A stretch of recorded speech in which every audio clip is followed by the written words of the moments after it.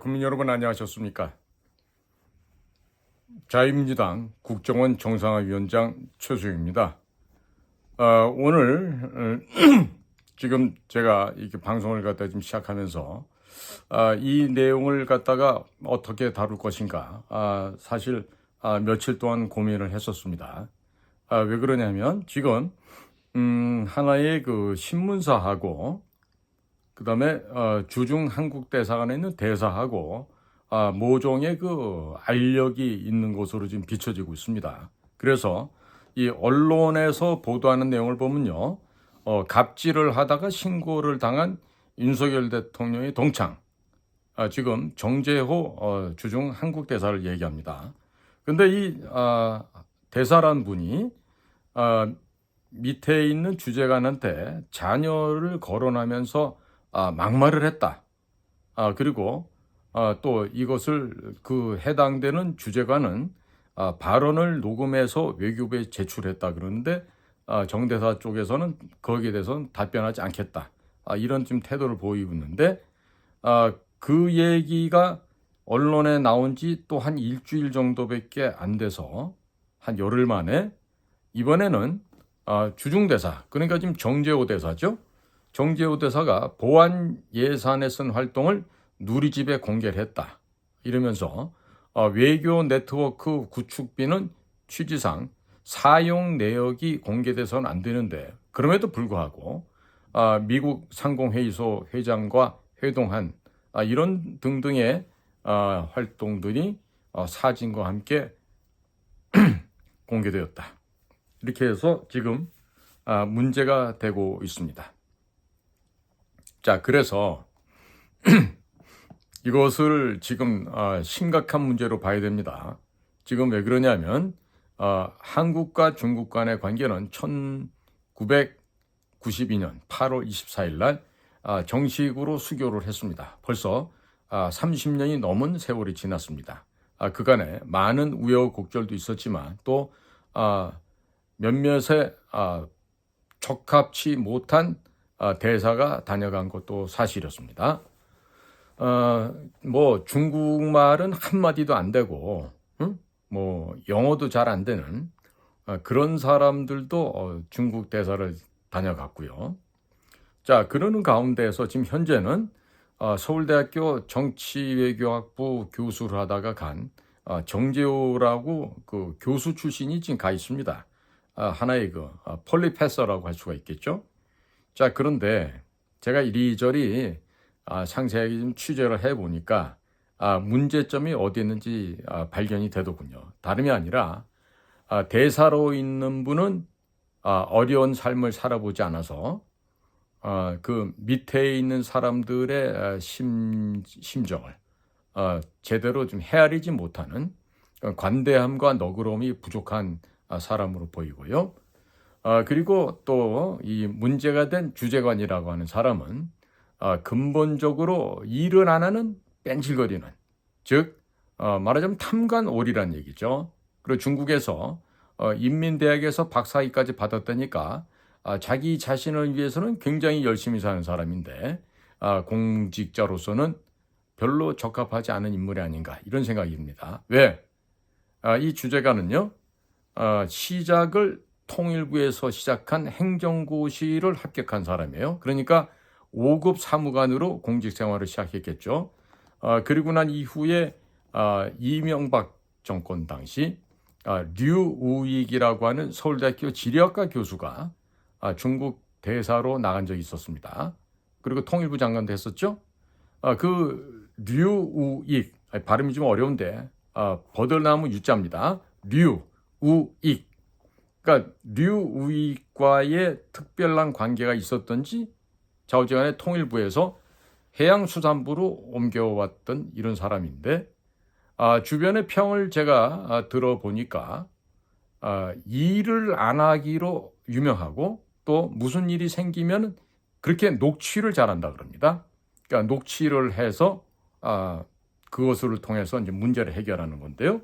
지금 언론과 주중 한국 대사 사이에 펼쳐지는 이와 같은 팽팽한 긴장 속에서 불미스러운 이야기가 자꾸 흘러나가게 되면요, 국가의 이익이 전혀 안 됩니다.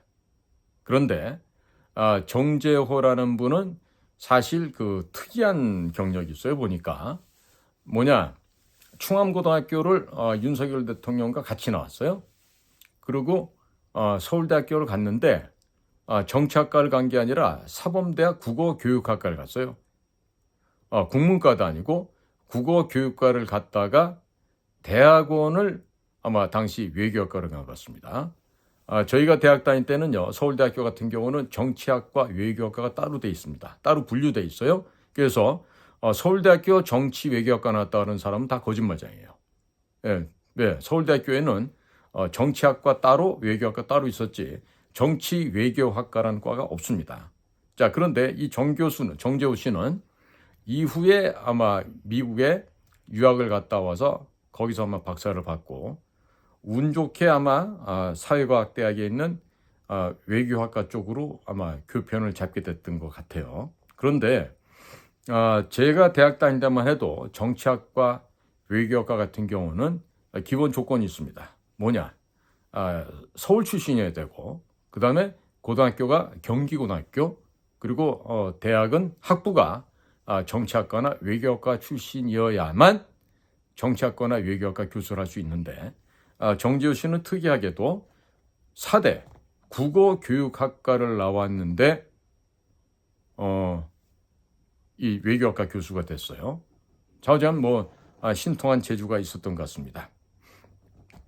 그래서 이런 볼썽사나운 기사가 계속 지금 언론에 전파가 되고 있고, 그래서 봤더니 정재호 교수라는 분이요, 주변에 지금 평가가 인생을 살면서 단 한 번도 자신과 자기 가족이 아닌 다른 사람을 위해서 살아본 적이 없는 사람이다, 이런 얘기를 합니다. 이거는 지금 제가 서울대학교 쪽도 확인을 해봤고요, 다른 사회 여러 군데에 도처에 지금 퍼져 있는 저의 인맥을 동원해서 제가 한번 확인을 해본 사실이에요. 그리고 그렇게 살다 보니까 남을 위해서 살아본 적이 없는 사람이에요. 그러니까 자기 자신의 주장이 좀 부족하고 또 치기 어린 것이라 하더라도 좀처럼 자기 자신의 주장을 놓지 않는 사람이다. 그리고 반드시 이거는 내 입장이니까 내가 고수를 해야 된다, 내가 지켜내야 된다, 이런 자아가, 아주 아집이 강한 사람으로 지금 평가를 받고 있어요. 임정재우 씨가 서울대학교에서 교수 생활할 때도 제가 그 학교 석사반, 박사반에 있던 그 후배들을 통해서 얘기를 들어봤을 때 지금 중국에 대해서 학생들이 좀 비평을 한다거나 중국 공산당을 갖다가 나무라는 이런 얘기를 하면은 굉장히 학생들을 다그치고 야단을 쳤다 그러는 얘기를 지금 제가 듣고 있습니다. 그러니까 그 얘기는 뭐냐? 왜 그 중국을 갖다가 비방하게 되면은 그 학생들을 갖다가 야단을 쳤을까요? 그것도 참 특이한 점이라고 생각하는데요. 자, 그런 것이 교수 시절일 때는 소위 말해서 절대적인 갑질에 위치해 있기 때문에 그렇게 통할 수 있습니다. 그런데 지금 주중 한국 대사관 같은 경우는요, 우리나라가 파견시켜놓은 전 세계 대사관 중에 아마 규모가 가장 클 것이라고 저는 생각하고 있어요. 그러니까 외교관만 해도 80명에서 한 100명 정도 가까이 돼요. 자, 그런 거대한 이 대사관 조직을 지도해서 조직의 힘을 최대한으로 끌어올려야 되겠죠. 그리고 그 대사라는 것은 앞에 특명 전권이란 말이 생략돼 있어요. 그러니까 대통령을 대신해서 나가서 그 나라를 대표하는 일본 선수가 돼서 지금 일을 하는 거거든요. 그러기 위해서는 조직의 이 조직력을 최대한으로 강화하고 잘 조화롭게 만들어서 국가적인 목적을 달성해야 됩니다. 그게 바로 대사관의 수장이라고 하는 대사가 해야 할 가장 첫 번째 일입니다.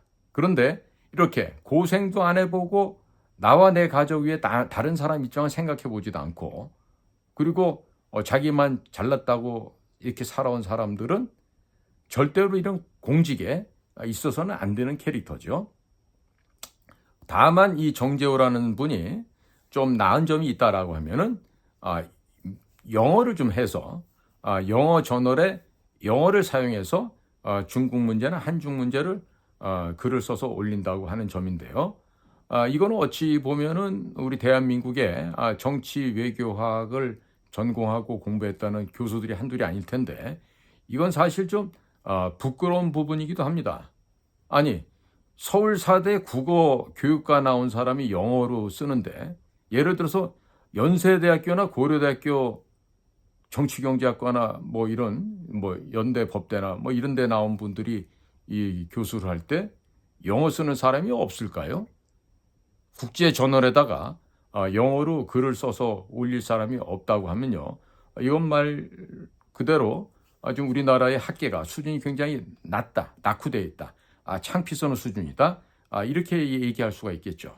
그러니까 아직도 한국의 학자들 가운데 국제적인 영어 저널에 자신의 주장이나 이론을 정기적으로 올릴 학자가 몇 안 된다 그러면요.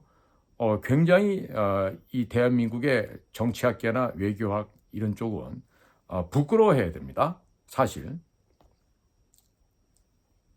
자, 그러니까 이 정재우 씨에 대한 평판이 이렇게 보니까 아직도 애들 같은 사고방식을 갖고 있는 아직도 정신연령은 어린아이다라는 평가를 좀 받고 있더라고요. 그런데 이번에 대사 정재호와 다툼을 벌였던 이 주재관이라는 사람도요. 대단히 문제가 많고 비정상적인 인간이라는 이런 평가를 받고 있어요.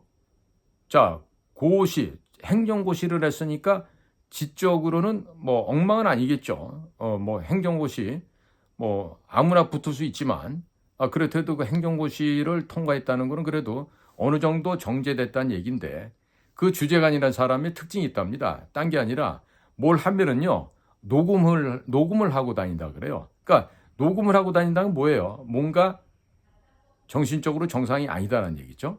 그러니까 그런 주재관한테 대해서 어떤 문제가 생겼을 때 그에 대해서 좀 해결을 하려고 그러면 좀 고차원적으로 해결했어야 되는데 정재호 씨도 역시 어린아이 수준이다 보니까 수준이 낮다 보니까 이런 하급의 관리들하고 좀 부딪히게 된 것 같습니다.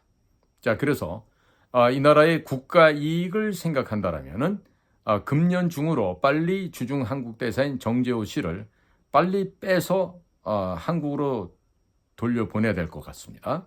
그리고 그 주재관이라고 하는 사람도 상당히 보니까 그러니까 통일부에서 시작해서 해양수산부 갔다가 나중에 또 무슨 뭐 식약관으로 근무를 한 적이 있다 그래요.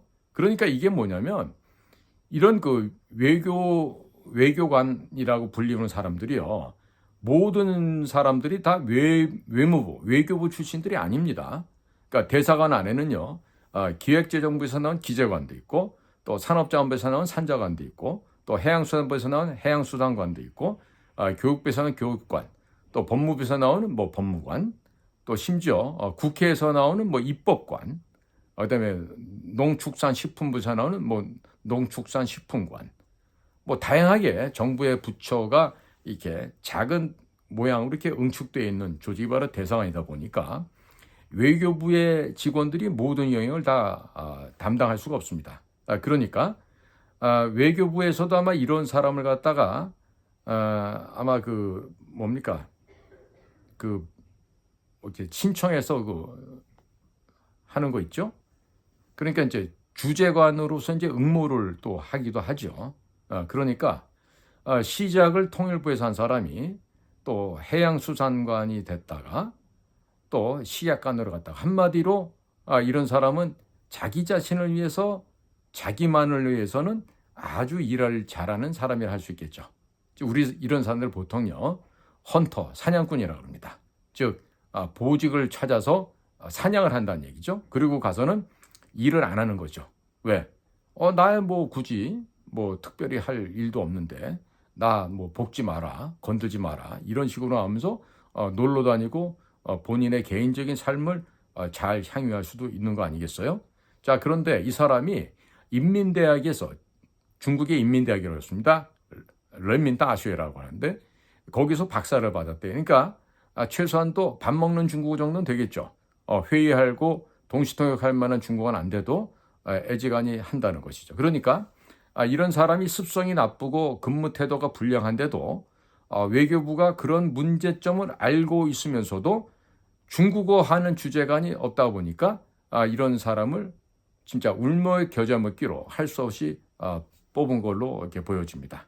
그러니까 일 안 하는 뺀질거리는 이런 사람, 즉 국가 공무원으로서는 자격이 몹시도 결여되어 있는 이런 사람에게 이렇게 관직을 주었다는 것이 결국에 지금 굉장히 편협한 생각이 있는 주중 한국대사 정재우 씨와 부딪혀서 이런 지금 비극이 벌어졌다고 평가가 됩니다. 즉 그러니까 해양수산부나 식약처나 이런 곳에 중국어를 할 수 있는 자원이 없어요.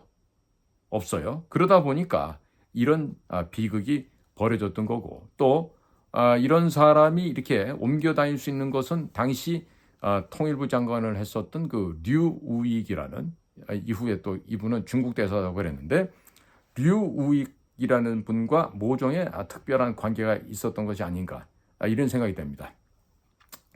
저희가 1997년도 황자엽 사건이 벌어져서 주중 한국 대사관이 완전히 발칵 뒤집어진 적이 있었는데요. 그때도 보면은 그 서울대학교 외교학과에서 교수를 했던 그때도 정 대사였는데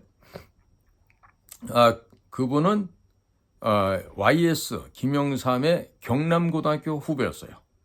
고등학교 후배고 YS도 뭐 서울대학교를 나왔다 그래갖고 그런 식의 폴리페서로 있다가 주중 한국 대사를 갔었던 사람이 있습니다. 지금 그 정종욱 대사, 그분도 정 씨였는데 그 사람도 보면은 뭐 영국에서 학위를 했다 어쨌다 그러는데 대사로서 와가지고서 전혀 그 대사의 임무를 제대로 완수하지 못했던 대사 중에 한 사람이에요. 왜? 중국에 온 사람이요, 중국어가 안 되는데 무슨 중국에서 외교 활동을 합니까? 지금 정재호 씨가 지금 비판받는 것도요, 2022년 11월 4일이니까 벌써 1년 한 반 정도 이전 얘기군요.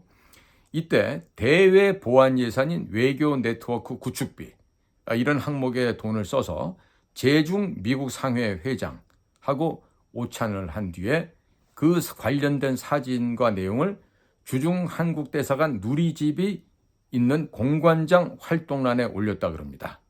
자, 그러니까 당시 내용을 봤더니 정재호 주 중국 대사는 2022년 11월 4일 금요일 날 마이클 하트 제중 미국 상회 회장과의 오찬 면담을 했고, 최근 중국 내 아국인 투자기업 동향 및 중국 경제 전망 등에 대해 의견을 교환하였습니다.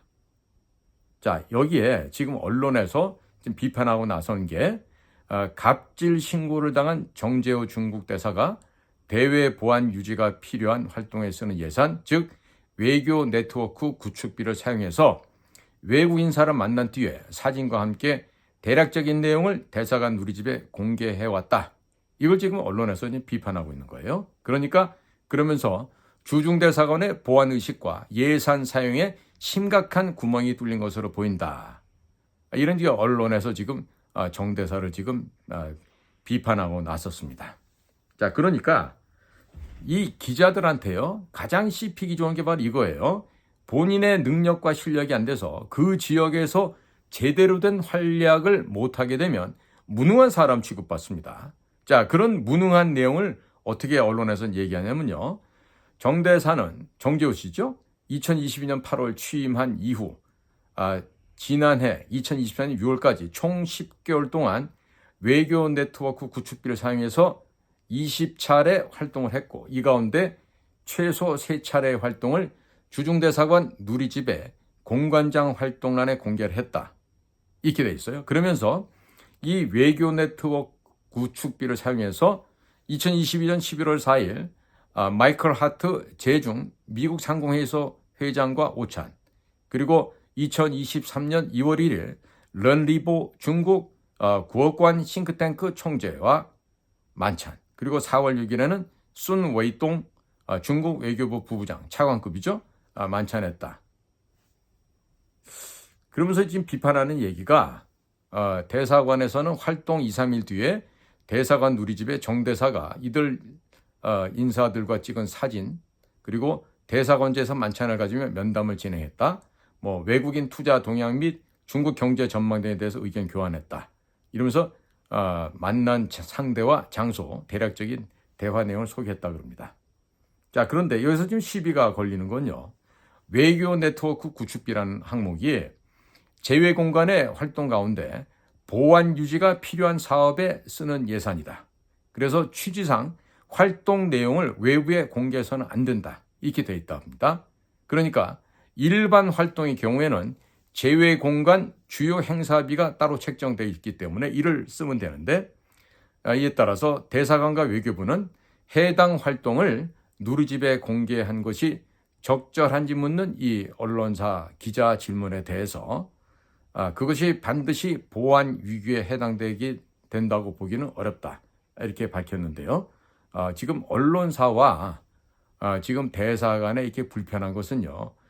대사가 북경에 부임을 해서 그다지 언론사 직원들과 즉 기자단들과 원만치 못한 관계가 유지되어 왔다는 것이 지금 아주 공개된 비밀입니다. 자, 그러다 보니까 이렇게 기자들이 이제 정대사를 씹기 시작한 거죠.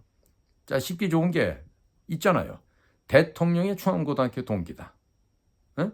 그리고 정재호 씨가 대사관 직원에게 모욕적인 언행을 했다가 지난달에는 외교부에 갑질 신고를 당했다. 현재 외교부 조사를 받고 있다. 충분히 폄훼하기에 적합한 요인을 많이 지금 갖추고 있죠. 그러니까 이런 20여 차례의 외교 네트워크 구축비를 사용한 활동을 했는데 중국 외교부와는 접촉한 건이 단 한 건에 불과하다. 그래서 외교 활동이 부족하다. 이런 비판을 받고 있다랍니다. 자, 그런데 국민 여러분 생각해 보세요. 자, 난쟁이 보고 너 왜 키가 작냐고 욕하고 때리면 말이 됩니까? 자, 벙어리한테 너 왜 말 못하냐고 때리면 그게 합당합니까? 지금 정재우 씨 같은 경우는요. 서울대 4대 국어교육과를 나와서 서울대 지금 사회학대학의 정치외교학부의 교수를 했다 그래도요. 이런 분들은 중국어가 안 돼요. 중국어 될 수가 없다고요? 자, 공부도 미국 가서 했고 자기는 아마 책 쓰는 것도 다 영어로만 쓴다는 사람인데 자, 되겠어요? 중국어를 어떻게 합니까? 그러니까 중국 현지에 중국 외교부가 됐던 외교관이 만날 때가 외교부밖에 없어요. 엄청 많아요. 중국 국방부도 만날 수도 있고요. 예? 중국의 또 경제 파트, 또 중앙인민은행의 주요 간부들도 만날 수 있고 또 일반 또 학자들도 만날 수 있고 외교부만 만나는 게 대사가 아닙니다. 도처에 무수히 많은 중국의 공관원들, 또 중국의 관원들, 관리들, 또 유명한 중국의 또 공산당의 상급의 정치인들 이렇게 만나야 될 한두 개가 아니죠.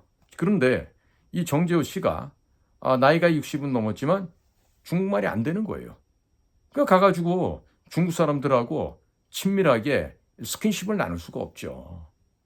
마치 난장이한테 너 왜 키가 그거밖에 안 되냐고 나무라는 거하고 똑같은 지금 얘기가 됩니다. 자, 그러니까 지금 갑질을 했다. 그리고 그 갑질을 당했다고 하는 그 주재관도 상당히 문제가 있고 무슨 본인한테 불리할 상황이 될 것 같으면 녹취를 해서 그거를 또 신고하는 이런 좋지 못한 습성이 있는 사람이라는 그런 확인까지 되고 있어요.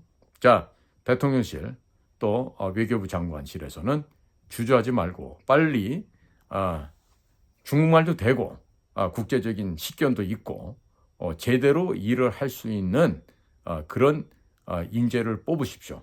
지금 그 서울대학교 교수 별로 그렇게 좋은 하이 퀄리티가 아니에요. 예? 아시겠지만 서울대학교 교수도 교수 임명되기 위해서 무슨 일을 해야 되는지 아시잖아요.